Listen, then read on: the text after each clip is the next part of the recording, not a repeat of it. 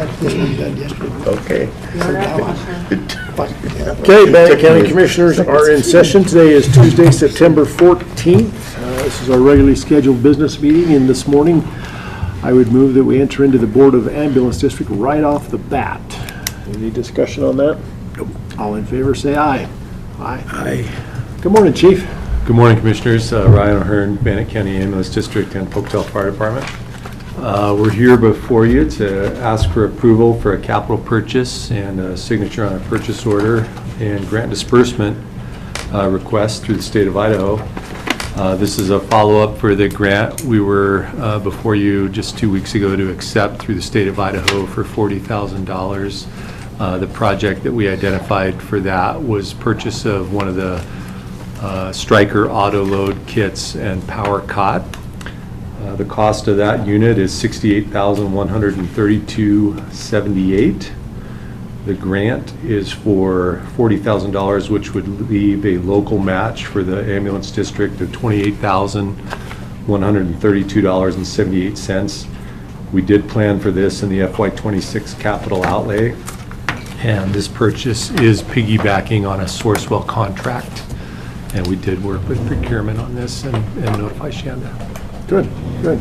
I remember talking about this, and Christy had no heartburn over it because it was budgeted and planned for, and so excited to get that for you. Any discussion or questions for So we just need to find more grants. We've been actually very fortunate and have done very well, particularly with this Idaho EMS SAVE grant. So, cool.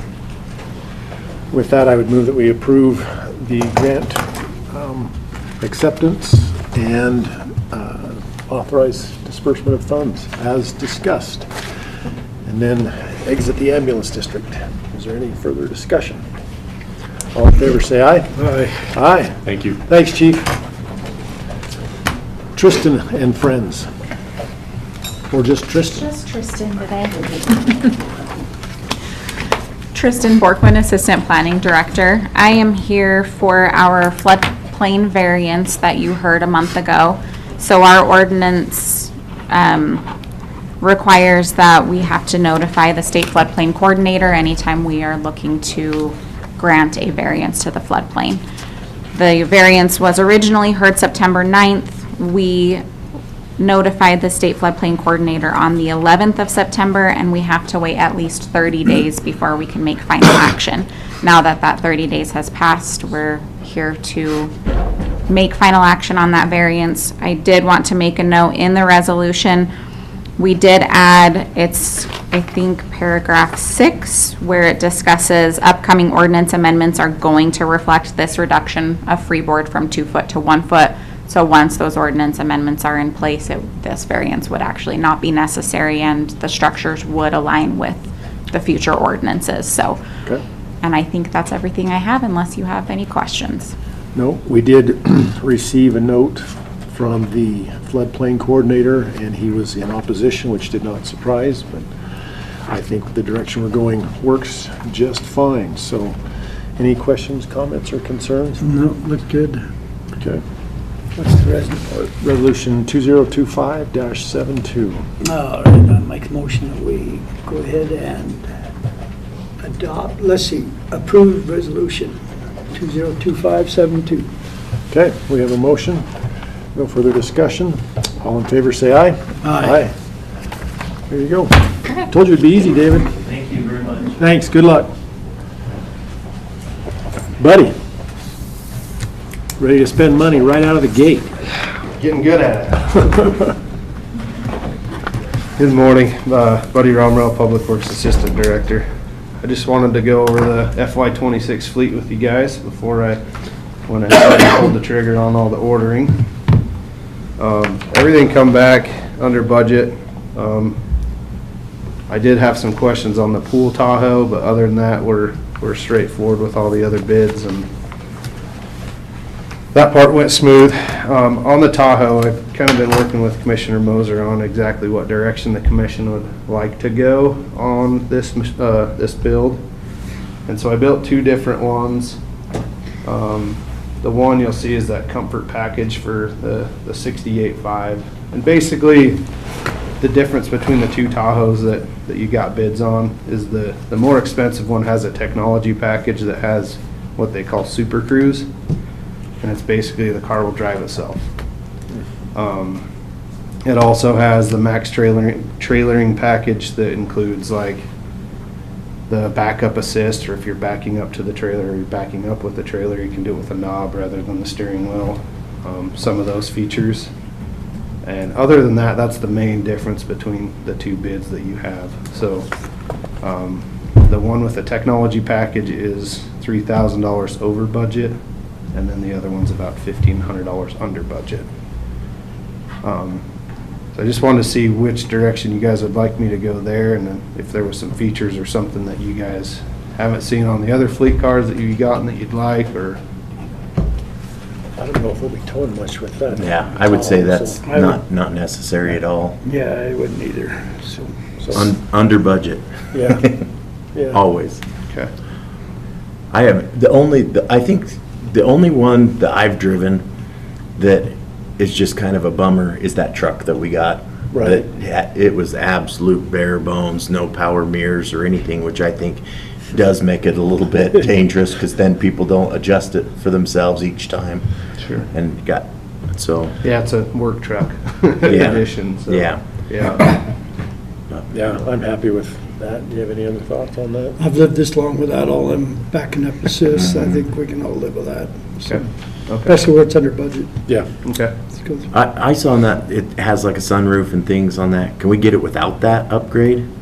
I can try. That If was it my saves next us money, question. that's just one more thing to fail too. I don't think a fleet vehicle needs a sunroof. Agreed. Some of it's hard because you pick one thing Mhm. and then it adds a whole list of things. And so, like, both these Tahoes will have bucket seats in the rear rather than a bench. I don't know if that's something that, they're more comfortable if you guys are going on long trips, and Well, it still has a that's third the rail. purpose of that, is just to be, or that vehicle is to be more comfortable when we do the longer trips and things like that. Yeah, So I'm sure. okay with that. Okay. But yeah, I can look at trying to take the sunroof off. I'm If, not I mean, positive if that it's, I can, but. if it's not, if it saves us money, great. I just think that's one more thing to fail that we don't need in a fleet vehicle. But if that package gets it And it is what and it is. comes with it, then whatever. Sunroof. Chances are they've probably got an inventory truck somewhere that they're trying to. These are all orders. Yeah, are they? So, Is what I was trying to do is find something close that would fit within our budget, but we get such a break by ordering them direct that it's cheaper that way, but then we have to wait the 4 to 5 months, before we get them, so. They're thinking, a lot of the vehicles should be in like February-ish is what the anticipation is, so. Okay, sounds good. Yep. And then I'll have one more vehicle I'll have to bring to you for ag extension. They gave me a budget of 41,000, looking for like a used half ton. I've got a couple that are close, but we're trying to find something that's white that will look like our Bannock County fleet, so. Okay. so did I read that right? There are 2 vehicles going to juvenile? Yeah, so juvenile probation's gonna get the 2 Chevy Trax. They're just like a smaller, they call them SUVs, but it looks kinda like a car to me, but. And then detention's getting a Trailblazer. The weed department's getting a replacement for the groomer truck.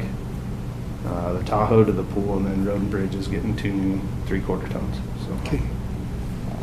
Yep, Okay, sounds good. alrighty. Thank you, buddy. Yeah, thank Appreciate you. it.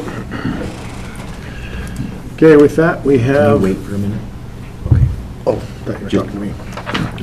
With that, we have Resolution 2025-71, which is a tax cancellation request that we approved last week for the Idaho Housing Community Investment Holdings in the amount of $1,100. There's 2, a 23 and a 24 amount. The 23 was $1,118.84, and the 24 amount was $1,148.32. Any discussion on that? Then I would move that we approve Resolution 2025-71. All in favor, say aye. Aye. Aye.